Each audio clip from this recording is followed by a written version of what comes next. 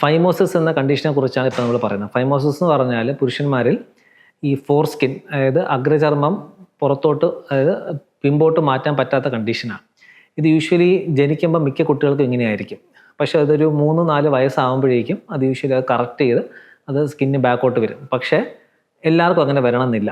അപ്പം അങ്ങനെ വരുമ്പോഴേക്കും നമുക്കത് വലുതാകുമ്പോഴായിരിക്കും അതിൻ്റെ പ്രയാസങ്ങൾ മെയിനായിട്ട് അനുഭവപ്പെടുന്നത്.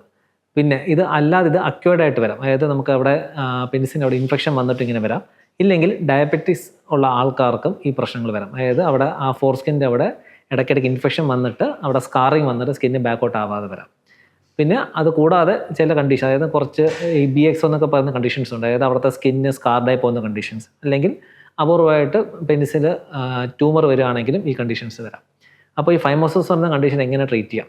ഇപ്പോൾ ചെറിയ കുട്ടികൾക്കാണെന്നുണ്ടെങ്കിൽ നമ്മൾ യൂഷ്വലി നോക്കുമ്പം നമുക്ക് സ്കിന്ന് ബാക്കോട്ട് ഇത്തിരി നമ്മളൊന്ന് നോക്കുമ്പോഴേക്കും നമുക്ക് മൂത്രം വരുന്ന ഓപ്പണിങ് കാണാൻ പറ്റുമെങ്കിൽ നമ്മളത് അമ്മമാരോട് കുളിപ്പിക്കുമ്പോൾ സ്കിന്ന് പതുക്കെ ഒന്ന് ബാക്കോട്ട് ആക്കാൻ പറയും. യൂഷ്വലി ഒരു 4 വയസ്സ് വരെ നമുക്കിപ്പം ആ ഒരു ഓപ്പണിങ് കാണാൻ പറ്റുന്നുണ്ട്, ഇടയ്ക്കിടയ്ക്ക് ഇൻഫെക്ഷൻ വരുന്നില്ല എന്നുണ്ടെങ്കിൽ അത് ചെയ്യാവുന്നതാണ്. പക്ഷേ 4 വയസ്സിന് ശേഷം അത് ബാക്കോട്ട് പോകുന്നില്ലെങ്കിൽ അത് മാറാനുള്ള സാധ്യത കുറവാണ്. അപ്പോൾ അങ്ങനെ ഉണ്ടെങ്കിൽ നമ്മൾ ഈ സ്കിന്ന് മാറ്റേണ്ട സാഹചര്യമുണ്ട്. അതേപോലെ അഡൾട്ട്സിനാണെങ്കിൽ അത് യൂഷ്വലി നാച്ചുറലി അത് ബാക്കോട്ട് പോകത്തില്ല. അങ്ങനെ ഒരു സ്കാറിങ് ഒക്കെ വരികയാണെങ്കിൽ നമുക്കിപ്പോൾ ഒരു ഇൻഫെക്ഷൻ ഉണ്ടെങ്കിൽ ആ ഇൻഫെക്ഷനൊക്കെ ഒന്ന് ട്രീറ്റ് ചെയ്ത് നോക്കുക. അതിനുശേഷം നല്ല ടൈറ്റ് സ്കിന്നാണെങ്കിൽ ആ സ്കിന്ന് മാറ്റുക തന്നെ വേണ്ടി വരും. അപ്പോൾ ഈ സ്കിന്ന് മാറ്റുന്നതിനെക്കുറിച്ച് നമ്മളത് വറീഡ് ആവേണ്ട ഒരു പ്രൊസീജിയറല്ല. യൂഷ്വലി അതൊരു ഡേ കെയർ പ്രൊസീജിയറാണ്.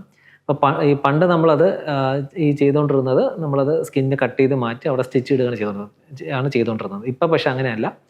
ഇപ്പോൾ നമ്മൾ ഏറ്റവും അഡ്വാൻസ്ഡ് ആയിട്ടുള്ള സ്റ്റേപ്ലർ സർക്കംസിഷനാണ് ചെയ്യുന്നത്. അതായത് നമ്മളിതിനെ ഓട്ടോമാറ്റിക്കലി കട്ട് ആൻഡ് സീൻ, അതായത് സ്റ്റിച്ചൊന്നും ഉണ്ടാവത്തില്ല.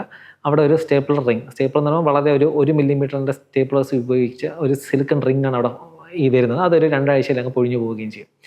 അപ്പം ഈ മെത്തേഡിൻ്റെ അഡ്വാൻറ്റേജ് എന്ന് പറയുന്നത് ഇതിന് ഹാർഡ്ലി 5 മിനിറ്റ് എടുക്കത്തുള്ളൂ. അതായത് ഇത് ചെയ്യാനായിട്ട് 5 മിനിറ്റ്സ് എടുക്കത്തുള്ളൂ. പിന്നെ രോഗിക്ക് സെയിം ഡേ ഒരു 3 to 4 hours ഹോസ്പിറ്റലിൽ നിന്ന് പോകാം. പിന്നെ അവിടെ മാത്രം മയക്കേണ്ട ആവശ്യമേ ഉള്ളൂ.